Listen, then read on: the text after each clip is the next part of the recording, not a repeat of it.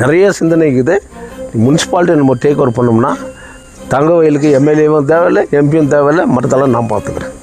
தங்க வயலுக்கு எம்எல்ஏவும் தேவையில்லை, எம்பியும் தேவையில்லை, மற்றதெல்லாம் நான் பார்த்துக்கிறேன். நீங்கள் கட்டுக்கடான்னு சொன்னவன் நான். கரண்ட் இல்லை உனக்கு, டைரக்டர் இட்டுன்னு வந்து 100 ரூபா கொடுத்தானாக்கா அவனுக்கு மீட்ரு கூடான்னு சொல்ல வச்சுன்னா இல்லையா, செய்திக்கினீங்க இல்லையா? அந்த எரியிற லைட்லேயே எனக்கு எண்ணெய் ஊற்றாது, நீங்கள் தண்ணி ஊற்றுறீங்க.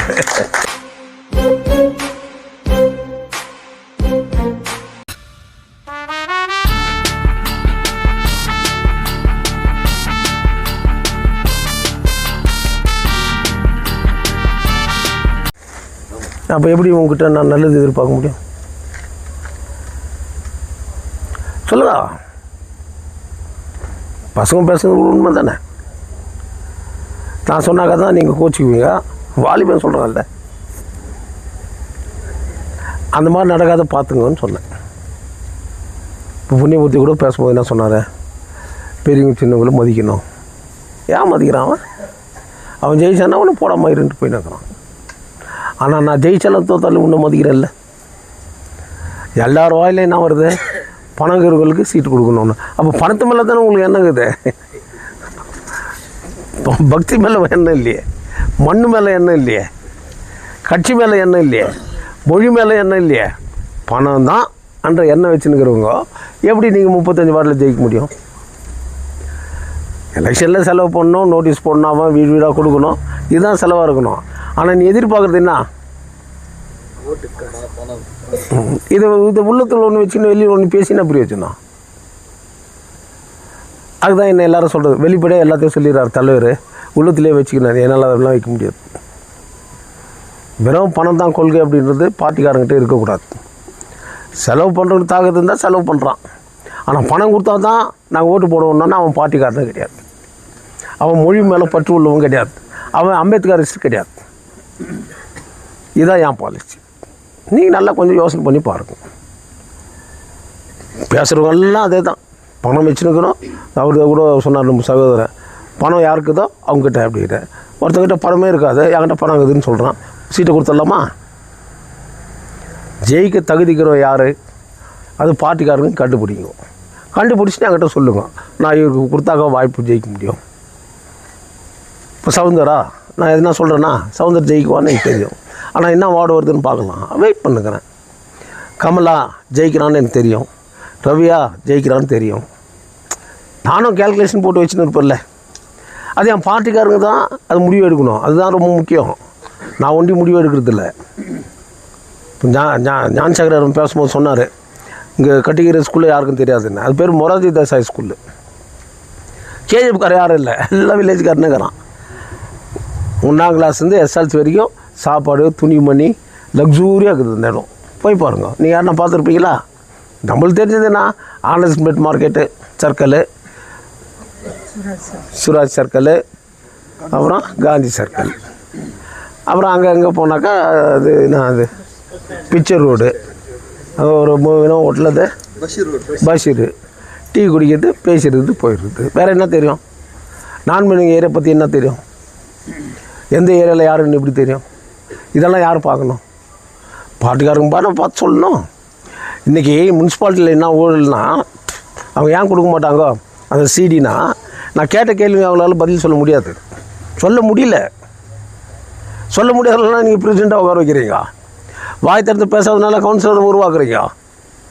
எப்படி முன்னேறும் ஊர்? எப்படி டெவலப் ஆகும்? சொல்லுங்கள் நீங்களே. இப்போது நம்ம இவர் ஈடி பிளாக்கு பஞ்சாயத்து தலைவர் பாண்டியன் கூட நேற்று ஐஎன்டியூஸில் நின்றுந்தார் இல்லைங்களா? பாண்டியன் என்ன அவங்க கொள்கை? எங்களுக்கு கிளியர் பண்ணிவிட்டு நீங்கள் கிரவுண்டு எடுத்துங்க.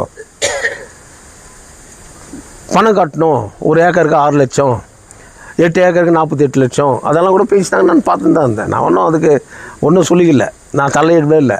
இத்தனைக்கும் அந்த கேஜிஎஃப் கிளப்பில் நானும் ஒரு மெம்பர் தான். தினம் ஸ்னூக்கர் ஆட போவேன். அதில் குறிப்பிட்ட ஆளுங்க ஒரு 5 பேர் லீடுங்களாக இருந்துக்குன்னு அவங்க காலத்தில் நிற்கிறாங்க. நீ கேட்குற தொழிலாளி என்னான்னு கேட்கணும்.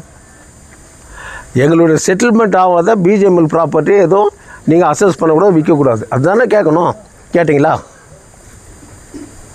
கேட்டிங்களா? கேட்கல யாரும். இப்போது கேஜிஎஃப் கிளப்னு ஒன்று இருக்குது. அந்த கிளப் ரிஜிஸ்ட்ரேஷன் வந்து ஓல்டில் 3 அதுக்கு பேர். அந்த கிளப்பில் நீ மெம்பர் ஆகிட்டீங்கன்னா இந்தியாவில் எல்லா கிளப்லையும் நீ மெம்பர்ஷிப். சவுத்து மட்டும் இல்லை, நார்த்தில் கூட, ஊட்டியில் கூட அந்த கிளப்னுடைய மெம்பர்ஷிப் அது. அவங்க எவ்வளோ வாங்குகிறாங்க, எவ்வளோ செலவு பண்ணிக்கிறாங்க, யாருன்னா கேட்டிங்களா? கேட்கல. பட் ஏதோ ஒரு கிளப்பு நடத்தினுக்கிறாங்கல்ல. அந்த இடத்துல போய்ட்டு அம்பேத்கர் பவன் கட்டுறதுக்கு நாங்கள் யாரும் அப்ஜெக்ஷன் இல்லை. அம்பேத்கர் பவன், அம்பேத்கருக்காக உயிரே கொடுக்குறோம். டேய், அம்பேத்கர் பவன் கட்டணுன்னாக்கா அம்பேத்கர் பேரில் நீ எங்கன்னா கடை வச்சுக்கலாமா? சில பேர் பாருங்கள், செருப்பு தைக்கிறவன் அம்பேத்கர் ஃபோட்டோ போட்டுருவான்.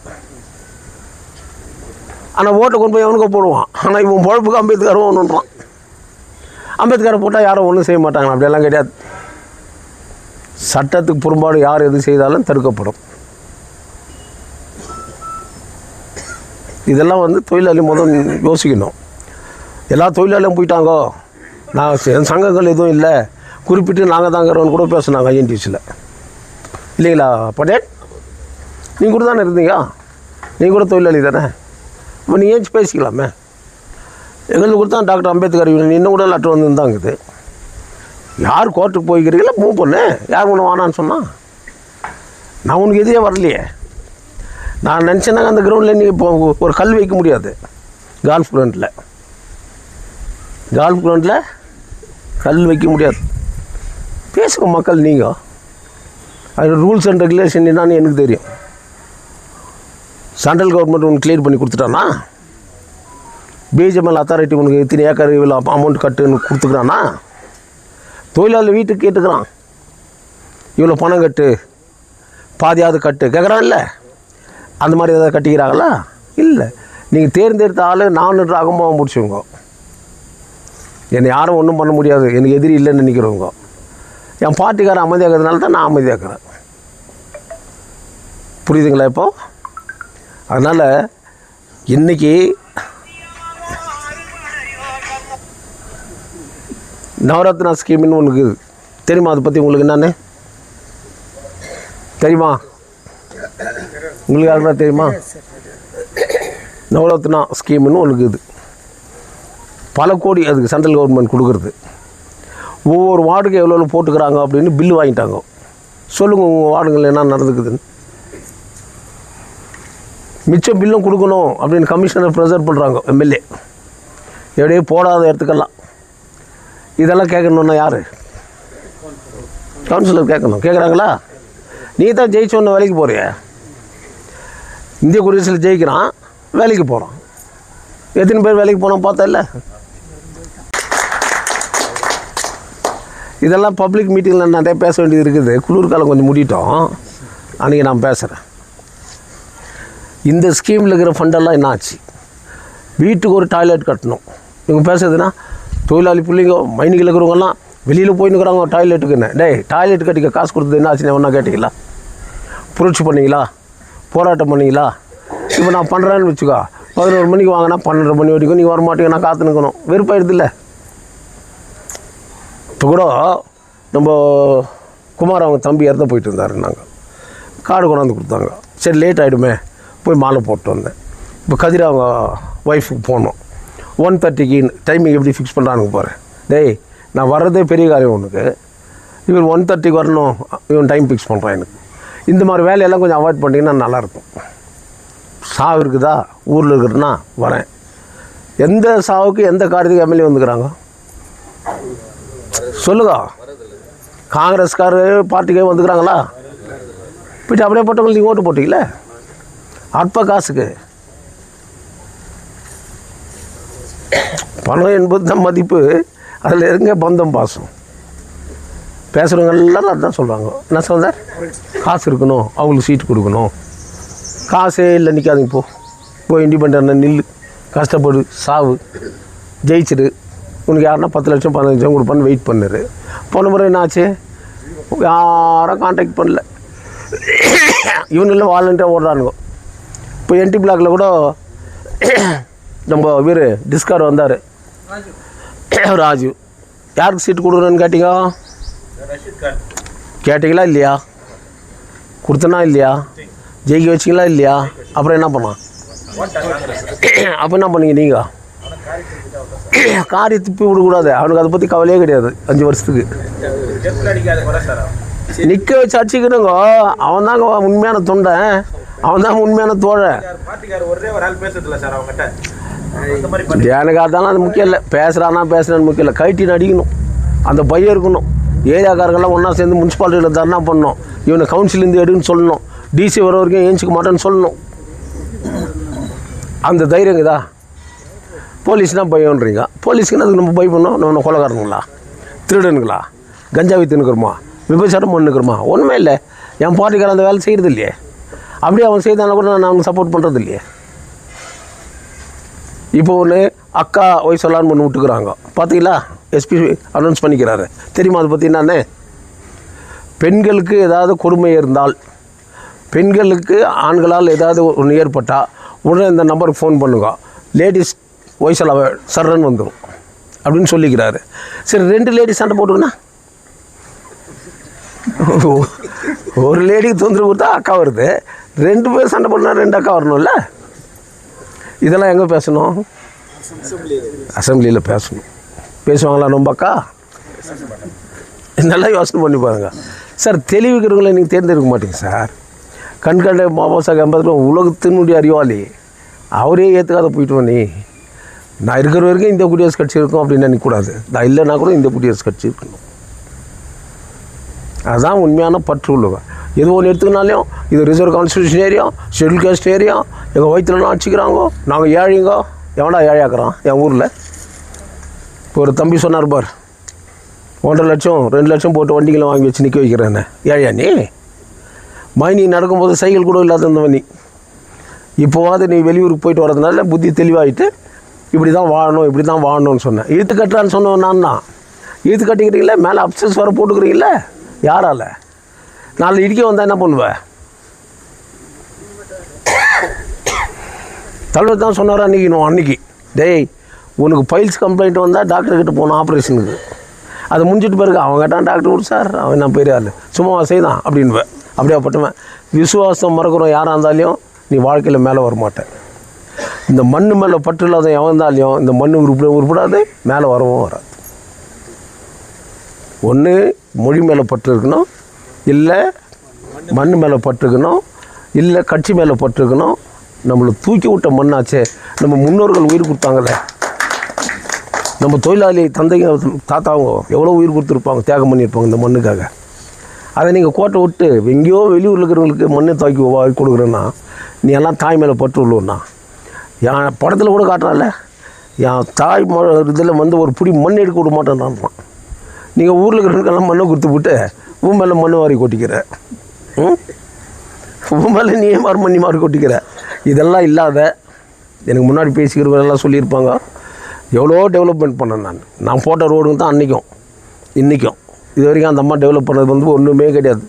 சும்மா 10 கோடி ரூபாய் ஆர்டிஓ ஆஃபீஸ்னு கரண்ட்டை கட் பண்ணிட்டான். ஏன்னா கரண்ட் பில்லு கொடுக்கலையா? சரி தானே எம்எல்ஏ? அப்போ எவ்வளோ பேருக்கு அங்கே கஷ்டம். லைசன்ஸ் போடுறவனுக்கும் புது லைசன்ஸ் வாங்குறதுக்கும் சிஸ்டம் ஒர்க் ஆகாத. இதெல்லாம் சிந்தனை செய்து முனிசிபாலிட்டி வருது, நிற்குவாங்க, நம்மளுக்கு ஒரு அமௌண்ட் கொடுத்துருவாங்க. நான் ஏரியா தலைவன், எனக்கு ஒரு அமௌண்ட் கொடுக்கணும், அப்புறம் ஊர் இவ்வளோ கொடுக்கணும். இந்த வேலையெல்லாம் விட்டுட்டு இந்திய குடியரசு ஜெயிக்கணும்னு பாருங்கள். உங்கள் செலவுக்கு என்ன தேவைப்படுதோ அவங்க கொடுக்குவோம். உங்கள் செலவுக்கு என்ன தேவைப்படுதோ நிற்கிற கேண்டிடேட்டை கொடுப்பான். அதனால் அவனை பூஞ்சி எடுக்கக்கூடாது. நீ பூஞ்சி எடுத்து கொடுத்தா நாளைக்கு அவன் ஏன் 10 லட்சத்துக்கு ஓடாது இருப்பான்? கொஞ்சம் சிந்திக்கணும். முதல்ல பேசக்கூடாது, இதயத்துலேருந்து பேசணும். அதனால் நம்ம பப்ளிக் மீட்டிங்கில் தெளிவாக சொல்லலாம் எல்லாத்தையும். இன்னும் இருக்குது, குளிர்காலம் போட்டோம். ஏன்னா அந்த குளிர்காலத்தில் என்னன்னாக்கா பொரிச்சிக்கறிக்காரனுக்கு தான் லாபம் இல்லையா? சரி, நம்மளால ஒருத்தர் லாபம் அடையிட்டுமே. ஆனால் என் மக்கள் குளிரில் நிற்குவாங்களே, அதுக்காக தான் நான் போடாதுக்கிறேன். புரியுதுங்களா? இங்கே வேறு ஏதாவது கேட்கணுமா பிரபு? கேளுங்கள், கேளுங்க சார். சேகர்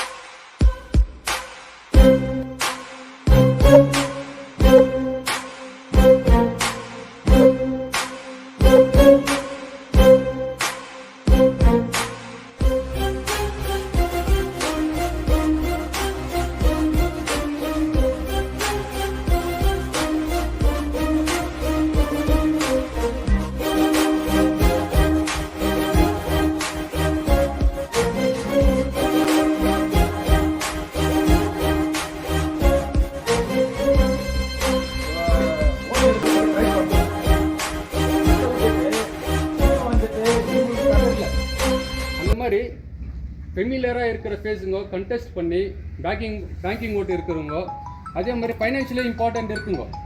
ஒரு எலெக்ஷன் ஸ்டே பண்ணோம்னா 10 to 20 lakhs வேணும். யார் காசு கூட அவங்க ஓட்டு போட்டுருவாங்க. எவ்வளோ அவேர்னஸ் எடுத்தாலும் சரி, கேம்பிங் தொகுதியை நாம் பிடிக்க முடியும். அது 25 தொகுதியை பிடிச்சா தான் இந்த நகரமன்றம் மாற்றி அமையும். ஏன் சொல்றேன்னா, தளபதி எஸ் ராஜேந்திரன் அவர்கள் இந்த அரசியலுக்கு வந்து 32 ஆண்டுகள் ஆகிறது. இப்போ நிறைய பேருக்கு 30 வயசுக்கு கீழே தான் இருப்பாங்க. அவங்களுக்கு அவர் என்ன செஞ்சாருன்னு தெரியாது. அவரை எனக்கு வயசு